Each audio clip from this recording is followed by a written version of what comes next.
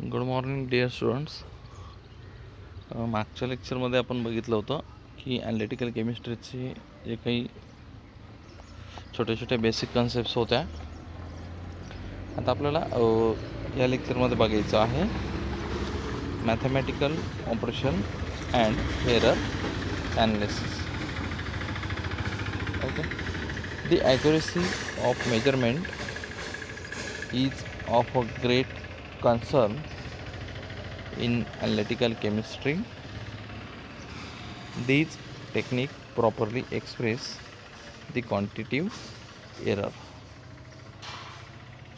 Okay. ही अशी एक टेक्निक आहे की जी प्रॉपरली क्वांटिटिव्ह एरर डिटेक्ट करते. म्हणजे क्वांटिटी एरर कुठला असतो, काय असतो हे डिटेक्ट करण्याचं काम ही टेक्निक करत असते. त्यानंतर नेक्स्ट डेफिनेशन आहे empirical formula. The simplest ratio of atom of the constituent element in a molecule is called the empirical formula of the compound. Okay. एक साधा रेशो एखाद्या ॲटमचा किंवा त्या एलिमेंटचा किंवा त्या मॉलिक्यूलचा, एखाद्या मॉलिक्यूलचा, एलिमेंटचा किंवा ॲटमचा जो काही सिम्पल रेशो असतो, त्या सिम्पल रेशोला म्हटलं जातं empirical formula of that compound. Okay. Empirical formula of that compound.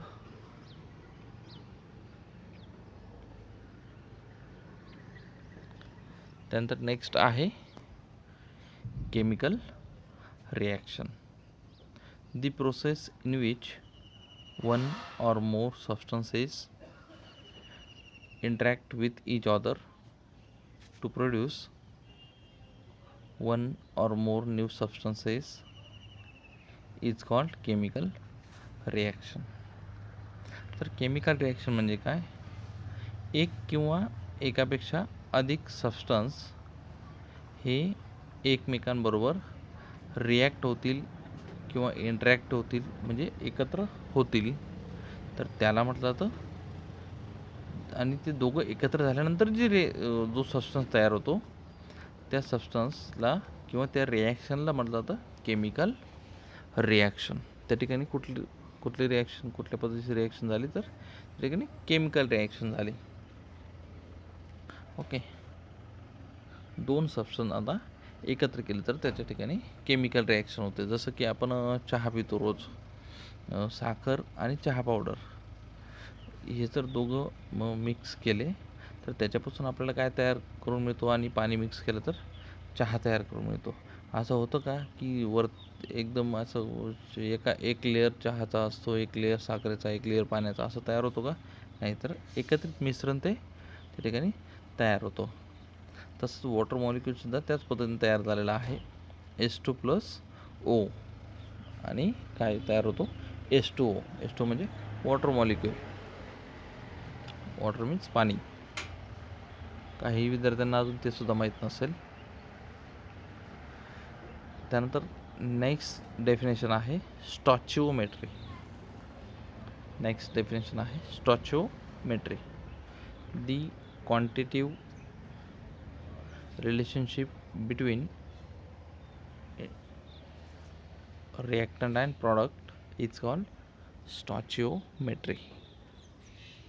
Okay. तर त्याला म्हटलं जातं स्टॉचिओमेट्री,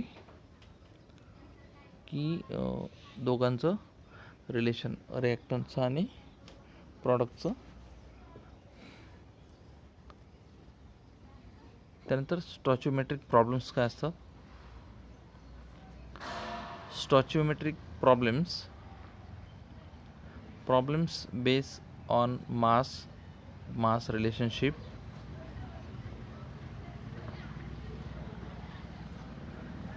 ओके. मास रिलेशनशिप जे असतं त्याच्यावरती, त्या बेसवरती सुद्धा प्रॉब्लेम तयार होतात. त्यानंतर सेकंड आहे problems base on mass volume relationship.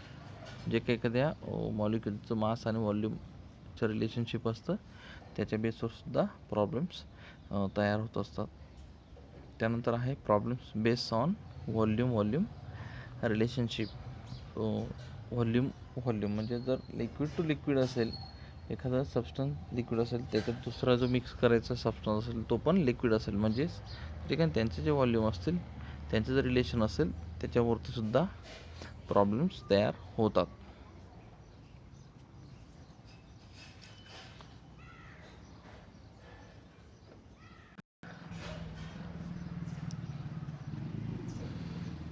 त्यानंतर नेक्स्ट टॉपिक आहे लिमिटिंग रिएजंट.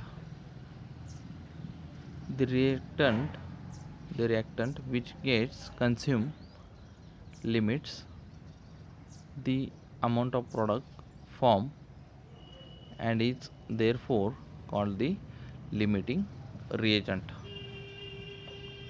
ओके. जे रिॲक्टन्स असेल ते लिमिट ऑफ अमाऊंट प्रॉडक्ट काय असेल कन्झ्युम करेल आणि जो काही प्रॉडक्ट फॉर्म होणार आहे त्याला म्हटलं जातं limiting reagent. For example twice NO nitrogen oxide plus O2 dioxygen आपण या ठिकाणी यूज केला आणि आपल्याला प्रॉडक्ट जो मिळाला तो टॉईस NO2 म्हणजे नायट्रोजन डाय ऑक्साईड. त्याचे 2 मॉलिक्यूल या ठिकाणी आपल्याला मिळाले. आजचा टॉपिक इथंच थांबूया. थोडा टॉपिक आपण आधी कवर करू. इंट्रोडक्शन चालू आहे. जास्त जर टॉपिक घेत गेले तर तुम्ही मागचंसुद्धा ते विसरून जाणार, म्हणून थोडं आपण आधी कवर करूया. कारण की केमिस्ट्री असा एक पार्ट आहे तो व्होलाटाईल पार्ट आहे. केमिस्ट्री ही माणूस विसरत जातं, कंटिन्युअसली लक्षात राहत नाही. म्हणून जेवढं शक्य होईल रोजच्या रोज थोडा स्टडी करण्याचा प्रयत्न करा. जेवढा वेळ देता येईल तेवढा देण्याचा प्रयत्न करा.